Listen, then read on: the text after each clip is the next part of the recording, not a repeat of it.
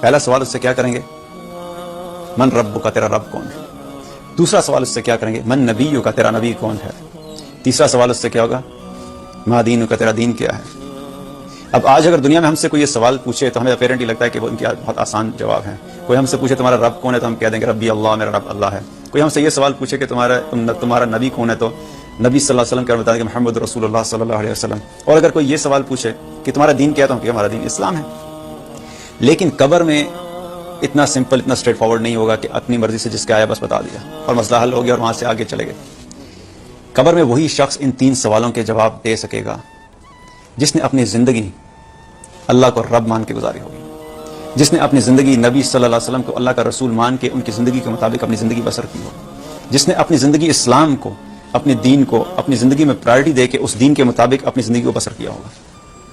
اب اگر یہ کام نہیں کیے ہوئے تو کیسے ہم ایکسپیکٹ کر سکتے ہیں کہ ان 3 سوالوں کا جواب ہم آرام سے دے دیں گے؟ جب یہ احوال نبی صلی اللہ علیہ وسلم نے صحابہ کے سامنے بیان فرمائے کہ یہ اس طرح سے تمہارے ساتھ منکر نکیر آئیں گے قبر میں، تو صحابہ گھبرا گئے. انہوں نے کہا یا رسول اللہ، یہ اتنا مشکل مرحلہ ہے، اس کو ہم کیسے فیس کریں گے؟ ہم لوگ کیسے اس کو ان سوالوں کے جواب دے سکیں گے؟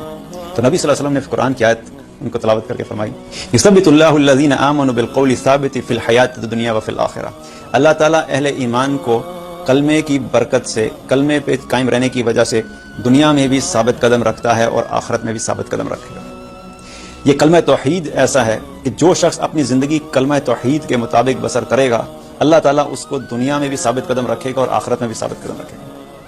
حضرت عائشہ رضی اللہ تعالیٰ نے بھی جب نبی صلی اللہ علیہ وسلم سے یہی پوچھا کہ یا رسول اللہ، میں تو عورت ہوں، میں تو بڑی کمزور ہوں، تو میں ان کا سامنا کیسے کر سکوں گی؟ ان کو بھی نبی صلی اللہ علیہ وسلم نے یہی فرمایا کہ یہ کلمہ توحید اہل ایمان کو دنیا میں بھی ثابت قدم رکھے گا اور آخرت میں بھی ثابت قدم رکھے گا. اب یہ سوالوں کا سلسلہ جب ہو جائے گا تو ایک وہ شخص ہوگا جو ان کا صحیح جواب دے دے گا اور ایک وہ ہوگا جو ناکام ہو جائے گا. جو شخص صحیح جواب دے دے گا، منکر نکیر اس سے چوتھا سوال بھی کریں گے. چوتھا سوال یہ کریں گے، ما یدریکا، کہ یہ تینوں سوالوں کا جواب تمہیں کیسے پتا لگا؟ ما یدریکا، تمہیں کیسے معلوم ہوا کہ یہ 3 سوالوں کا جواب یہ ہوگا؟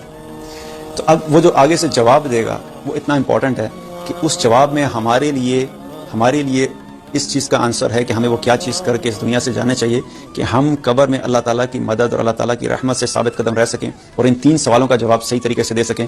جب اس سے وہ پوچھیں گے کہ تمہیں یہ کیسے پتہ لگا، تو وہ آگے سے ان کو کیا جواب دے گا؟ قرأت کتاب اللہ وآمنت بہ وصدقت. میں اللہ کی کتاب پڑھا کرتا تھا، میں اس پہ ایمان لایا تھا اور میں نے اس کی تصدیق کی تھی. میں اس کتاب کو امپورٹنس دیتا تھا. مجھے اس بات کا یقین تھا کہ میرا جو حساب کتاب ہونے والا ہے وہ اللہ تعالیٰ نے اس کتاب کو مجھے اس لیے دیا ہے کہ میں اس کو پڑھ کے اس کے سمجھوں اور اس میں اللہ نے مجھ سے جو کچھ کرنے کا کہا ہے وہ سب کروں اور جن چیزوں سے رکنے کا کہا ہے میں ان سب سے رکوں. مجھے اس چیز کا یقین تھا، اس لیے میں اس کتاب کے مطابق اپنی تیاری کر کے آیا تھا. یہ وہ وجہ ہے کہ اس لیے مجھے آج ان 3 سوالوں کا جواب پتا ہے. اس میں کوئی شک نہیں کہ جب تک اللہ کی رحمت کسی انسان کے ساتھ نہیں ہوگی اس کا کوئی جواب نہیں دیتا. لیکن یہ وہ کام ہے جو کہ حدیث میں آتا ہے کہ وہ شخص فرمائے گا کہ میں قرآن پڑھا کرتا تھا، اس کے مطابق میں اس پہ ایمان لایا تھا، اس کی تصدیق کی تھی اور اس کے مطابق میں اپنی زندگی بسر کیا کرتا تھا، اس لیے میں آج ان سوالوں کا جواب دے سکتا. اس سے ہمیں کیا پتہ لگتا ہے کہ قرآن ایک ایسی اہم کتاب ہے ایک مسلمان کی زندگی میں، اس کے بغیر ایک مسلمان کی زندگی کا تصور نہیں ہے. This is like an oxygen to us, کہ جس طرح آکسیجن کے بغیر زندگی کا تصور نہیں ہے، اس طرح قرآن کے بغیر ایک مسلمان کی زندگی کا کوئی تصور نہیں ہے. آج ہمارا ایٹیٹیوڈ ٹورڈز قرآن کیا ہے؟ آج ہم قرآن کو کتنا سیریس لیتے ہیں؟ ہم دنیا کی تمام کتابیں پڑھتے ہیں. By the time we are done with our masters, MBA جب ہم کر چکے ہوتے ہیں تو 100 سے زیادہ کتابیں پڑھ چکے ہوتے ہیں. پھر MBA کر کے آج کل تو MBA کو بھی کوئی نہیں پوچھتا. تو MBA کے بعد ہمیں شوق ہوتا ہے کہ ہم نے MS کرنا ہے، پھر ہم MS کرتے ہیں تو 100 کے بعد اور کتابیں شروع ہو جاتی ہیں. پھر اس پہ بھی تسلی نہیں ہوتی. پھر اگر ہم نے PhD کرنا ہے، پھر PhD کرتے ہیں، اس پہ اور کتابیں شروع ہو جاتی ہیں. پھر ڈبل PhD کرنا ہے. یہ ساری چیزیں میں یہ نہیں کہہ رہا کہ دنیا کی تعلیم حاصل کرنا کوئی غلط بات ہے. The point which I'm trying to make is کہ ان چیزوں کے اوپر تو ہم اپنی زندگی میں فل ڈیڈیکیشن کے ساتھ 100 سے زیادہ کتابیں سیکھنے کے لیے تیار ہیں.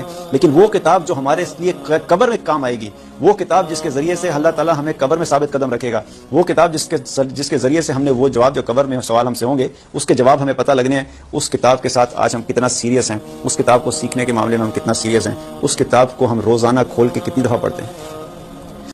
دین کی بات پھیلانا صدقہ جاریہ ہے. ثواب کی نیت سے ویڈیو کو شیئر ضرور کیجیے. جزاک اللہ.